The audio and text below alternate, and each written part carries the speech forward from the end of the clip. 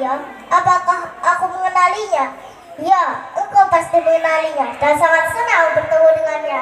Baiklah, ternyata orang yang ditemui saat adalah Rasulullah Shallallahu Alaihi Wasallam bernama lengkap Sa'ad bin Abi Waqqas bin Uhaib bin Abdul Manaf. Kakek Sa'ad bernama Uhaib adalah paman dari ibunda Aminah, yang berarti Sa'ad juga adalah paman Rasulullah Shallallahu Alaihi Wasallam. Muhammad, sudah lama kita tidak bertemu. Bagaimana keadaanmu? Alhamdulillah, baik. Bagaimana keadaanmu, wahai paman Sa'ad? Ya, dalam keadaan baik, seperti yang kau lihat. Sekarang, apa ada yang ingin kau bicarakan denganku sampai kita harus bertemu di tempat sepi seperti ini?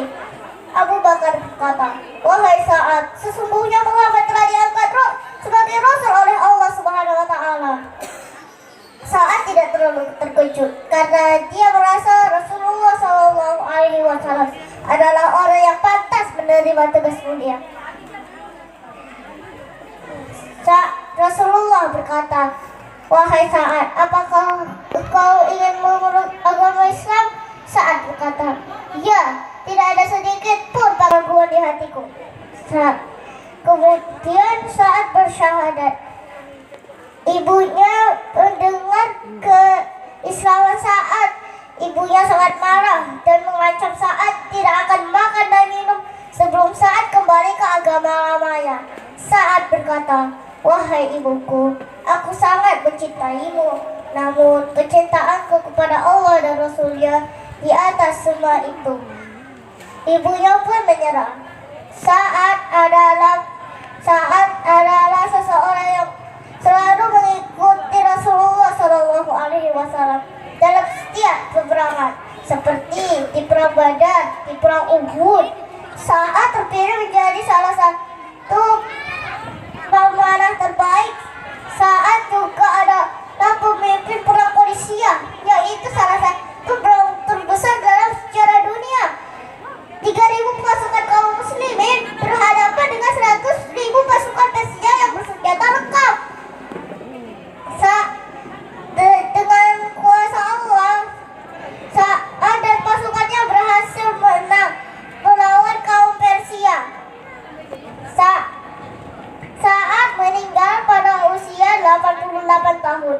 Ia dikafani oleh kain yang pernah dipakainya saat perang Badar. Demikianlah kisah perjuangan Sa'ad bin Abi Waqqas.